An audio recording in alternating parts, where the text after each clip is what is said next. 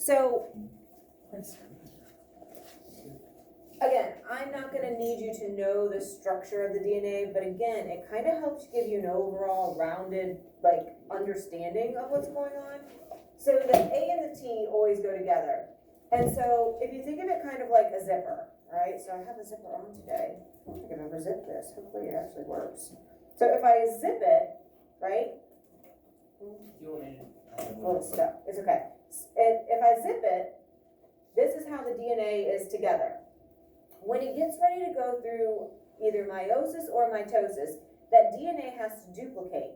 So what happens is it unzips or it unwinds. So as it unzips, now you have a base pair that's ready to receive the corresponding base pair. So if you have the A over here, I would need to hook it up with a T, and a whole new strand forms, and it's the exact same code, it's just in reverse, right? And then this side that had the T, it's looking for an A, or the side that had the C is now looking for the G. And so you end up with two new strips of DNA that are identical, and that's how you get the DNA to duplicate.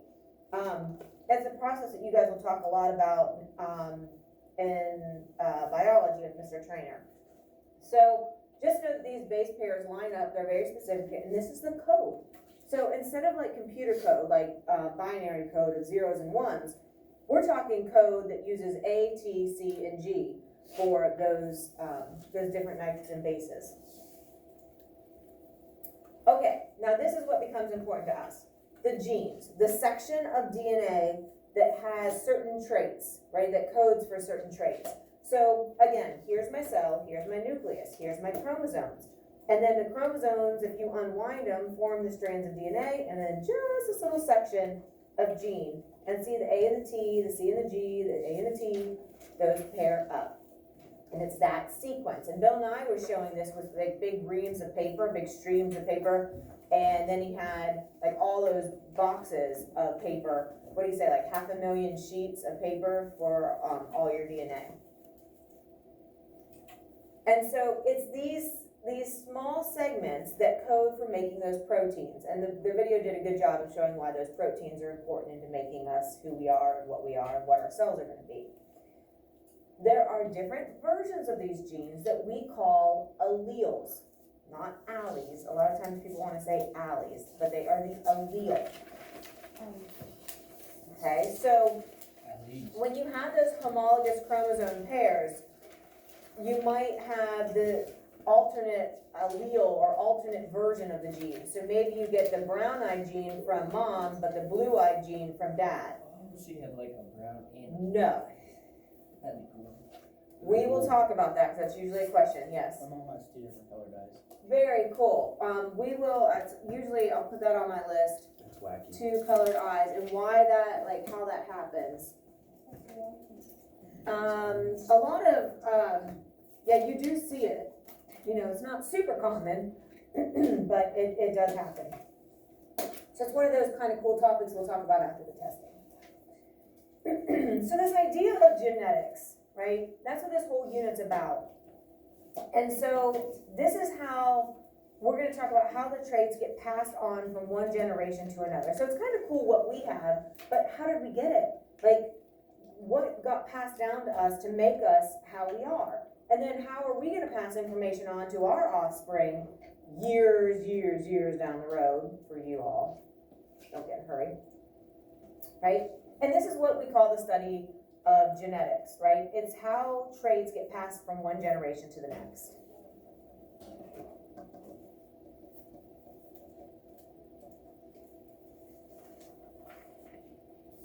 And we're going to use the word trait a lot. It's just generic for like the word characteristic. So rolling your tongue, like they showed in the Bill Nye yesterday, that is a trait. Some of us can do it, some of us can't. Who here can roll their tongue? You do it? Yeah, it's usually a dominant trait, so most people can, but not everybody. Okay. Curly hair, dimples, freckles, hitchhiker thumb. We talked about the widow's peak a little bit. Okay, so all of these traits can get passed on to offspring. Some of the traits are going to be more likely to help an organism survive. So thinking back to Charles Darwin and the survival of the fittest.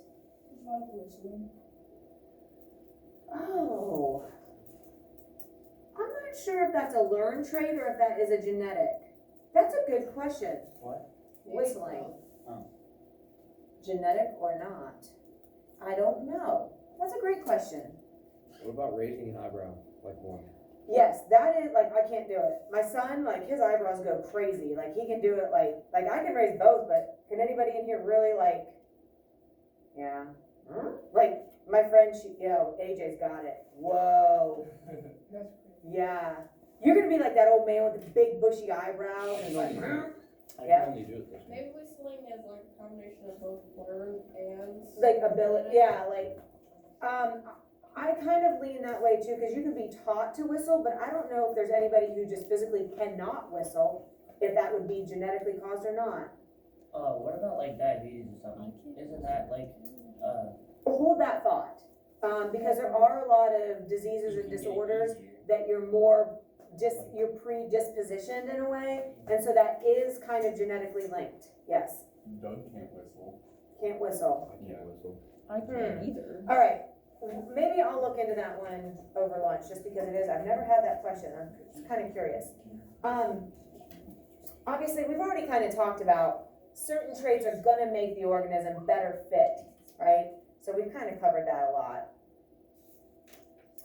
Okay, so if a certain trait could help an organism survive, then what is responsible for this? Think back to our two types of cell division. Which one is going to cause for that variety and that variation? Which one? Meiosis, that meiosis, the one that makes me, right? Good, because mitosis is making these perfect clones. And it's because during meiosis, chromosomes get lined up in the center of the cell, and then some of that information can get crossed over. This is what we call the shuffling of the deck. Just make sure you move your thumb. Don't be shy. So when the chromosomes line up, and sometimes they can swap parts of the chromosome, that's why, like, siblings share similar DNA, but they're not identical. You have the same biological parents, but when the chromosome from the mom, the chromosome from the dad come together, there can be a random swapping, and we call that crossing over, and that happens to give us a bunch of variations. And so that's why every offspring will still have certain differences, and you're not gonna always get the same genes crossing over during that recombination process. Now, for a trait, would your teeth being straight or crooked, would that be one? Oh, you guys have like all kinds of thoughts. Okay, so here you have your homologous chromosome pairs. So here you have, the chromosome from mom, the chromosome from dad. When they come together, see how they've kind of swapped? They show that with the color. So if you have a trait for hair color here, and maybe a trait for eye color down here, and obviously we're being very simplistic in our examples, but they're flip-flopping. Now this chromosome is not the same as what dad had, and not the same exactly as what mom had. There has been like a flip-flop. So it's like taking a deck of cards. You have 52 cards, you shuffle them up, you're probably gonna get a different hand every time you get shuffled a hand of cards. And so that's what happens to the chromosomes. The genes kind of get shuffled around, and so that's why one egg cell will have a different set of arrangements of the traits than another egg cell, even though it's coming from the same, the zygote, the new, the combined egg and sperm that's starting to form is called that zygote. That's why each zygote will have a different combination, because things have gotten a different hand. They've gotten shuffled, and they've gotten dealt a different hand. So you kind of think about it like that. But we call this crossing over or like a recombination. Okay. Allele. And this is going to be important. An allele is an alternate form for a gene that's specific for a trait. So maybe we're talking about the trait for rolling your tongue or not rolling your tongue. Maybe we're talking about the gene for straight teeth or not straight teeth. Buck teeth, not buck teeth, right? All those things get determined ahead of time, right? Unless you do something like, a lot of times, like if a child sucks their thumb real bad, they can actually give themselves like a buck teeth or buck tooth. and they kind of change the roof of their mouth because they're still soft and forming, and if they're like super aggressive with, or if they suck on something, they can change that a little. But genetically, those things are predetermined too. So as long as environmentally they don't make a change to themselves, let's say this is for straight teeth or not straight teeth. So it's the same trait, it's just what version of it are you getting? And that's what an allele is. So the allele can be a dominant trait. Looking at the number of people that can roll their tongue, I would say rolling tongues is a dominant trait. And I'm not 100% sure on that, but just because the majority of us can roll our tongues, that would seem to me that it would cover up the gene for not being able to roll your tongue. Think about what the word dominant means. I think of it being like the one that takes over, like it's a dominant personality, it's a dominant force. It's the one that you're going to see, it's the one that's going to kind of show itself. Recessive is kind of sitting back in the corner, right? It's there, but it's not really putting itself out there and like being forceful, right?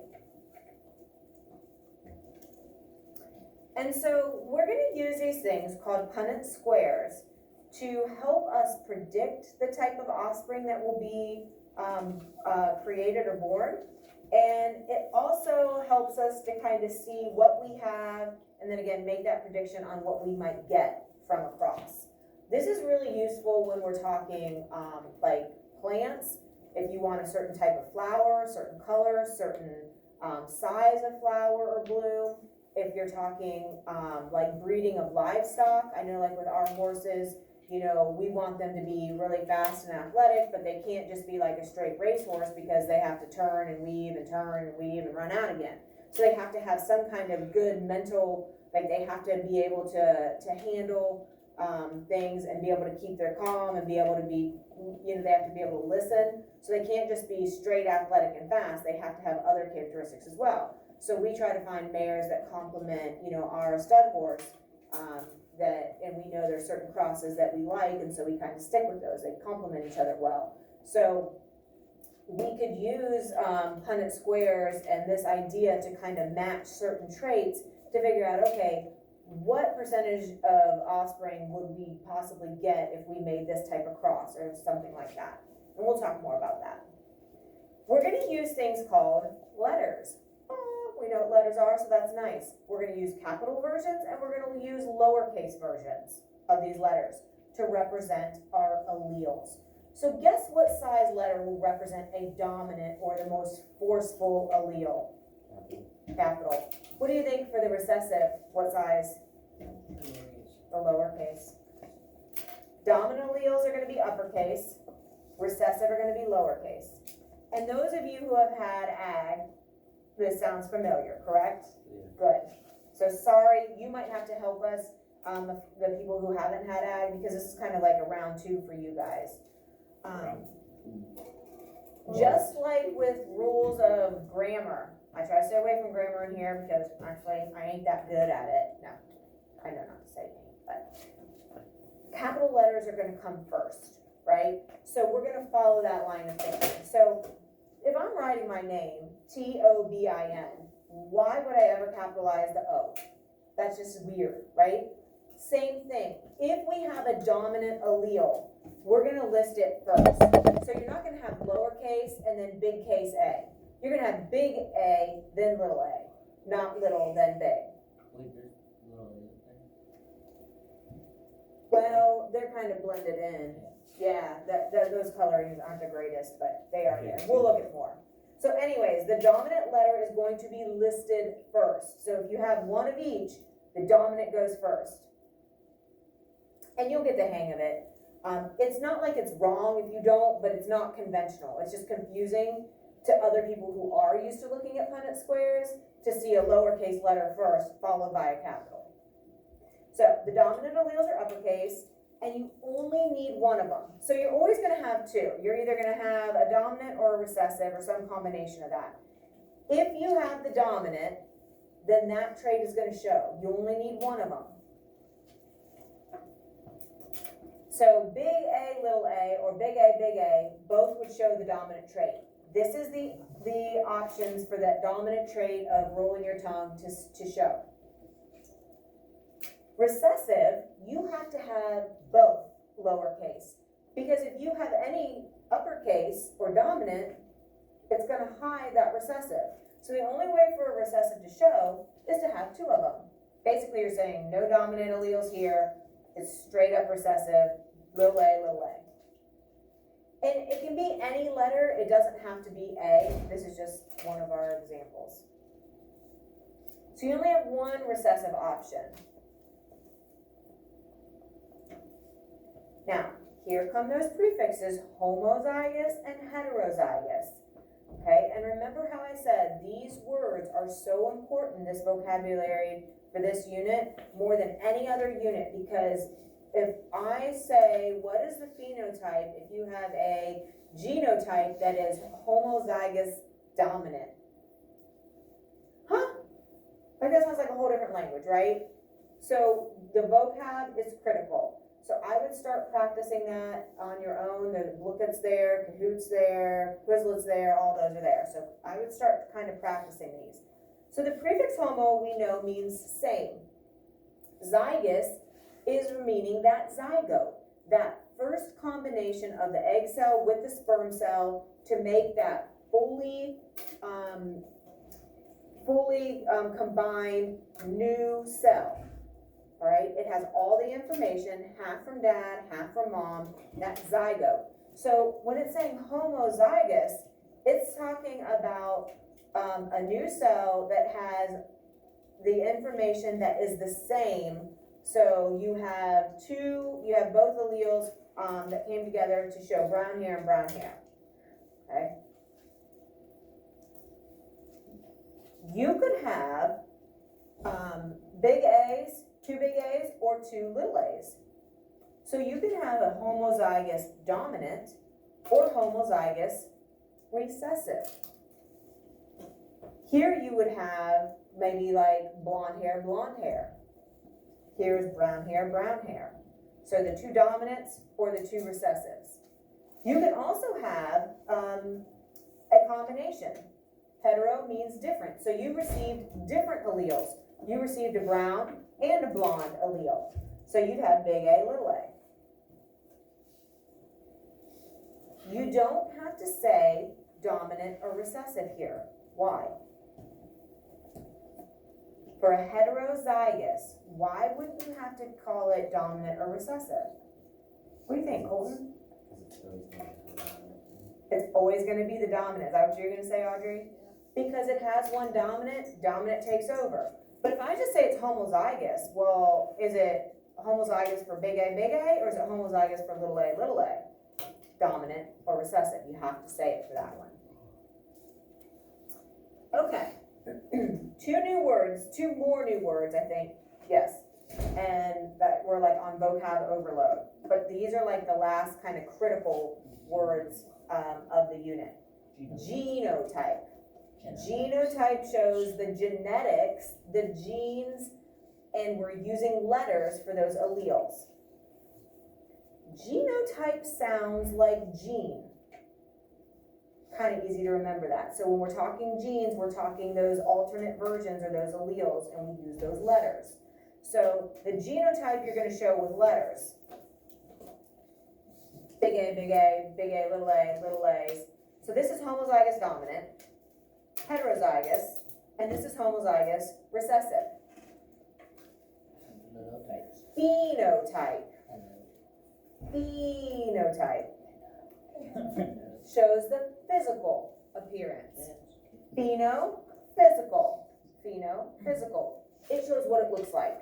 So the hair color, all right? So, or fur color, or eye color, or whatever the trait is that you're talking about. Phenotype starts with PH, just like the physical appearance. So I might say the phenotype is brown hair or hair color. And so if I'm talking brown hair versus blonde, okay? Short versus tall, curly versus straight, something like that. Okay.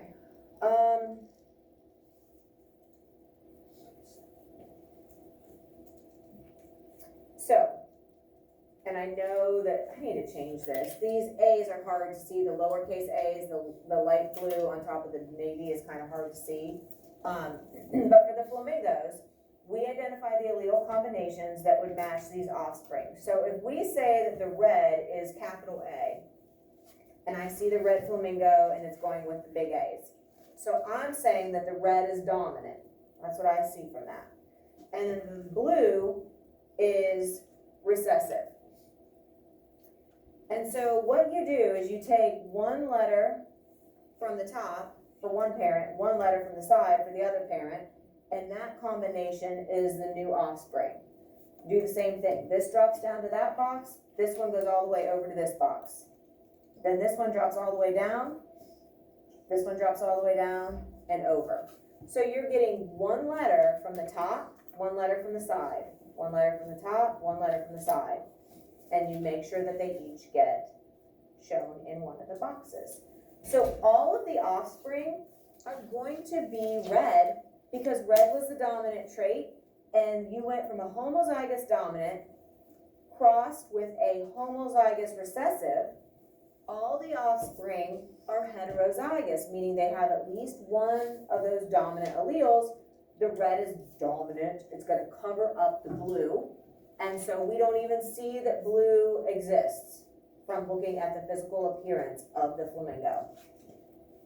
So none of them are blue, all of them become red for the offspring. So the parents are listed at the top and the side, the left-hand side, and then the offspring are shown in the 4 inner boxes. Okay, so here is a heterozygous for whatever the trait G is trying to show. So we just pick a random letter.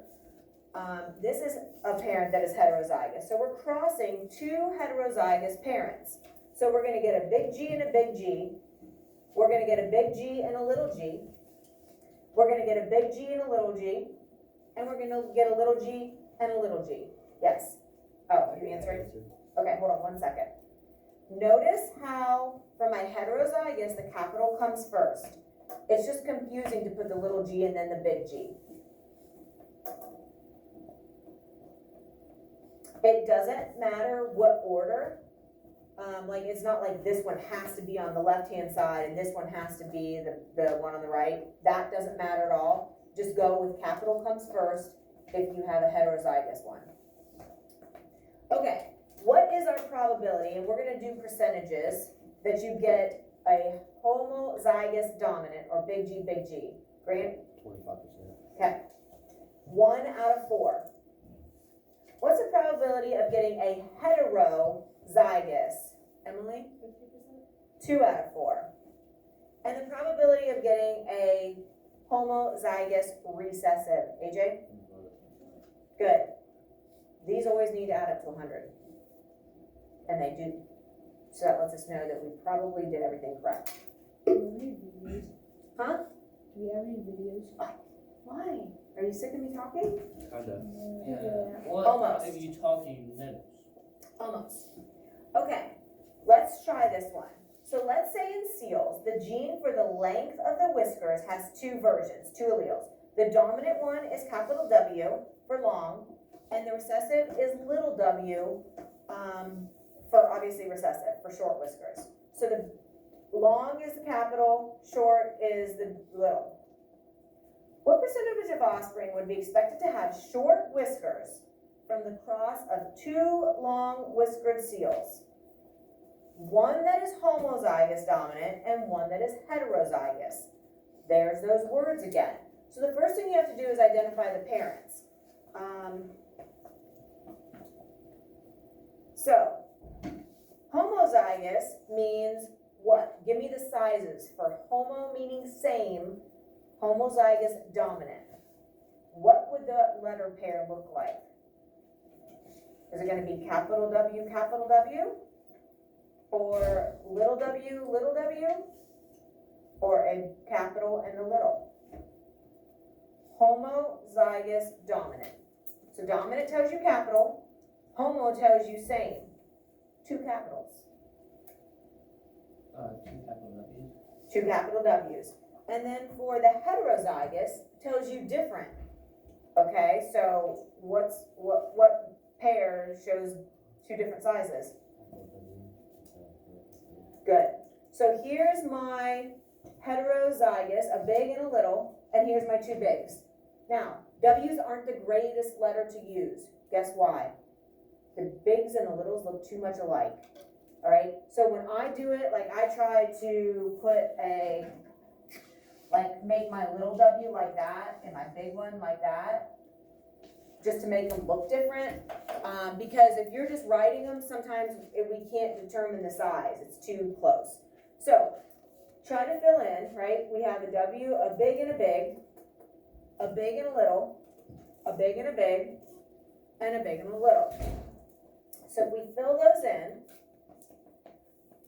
what percentage are going to have short whiskers? So now you have to ask yourself, how does it have to be for there to be short whiskers? What do you need, Audrey? It needs to be a little, so 0% Ah. short whiskers. Very good. Do you see any that are little? I don't. I don't see any lowercase together. So that means 0%. So how many are gonna have long whiskers? All of them, right? They have to be 100% when you add them up.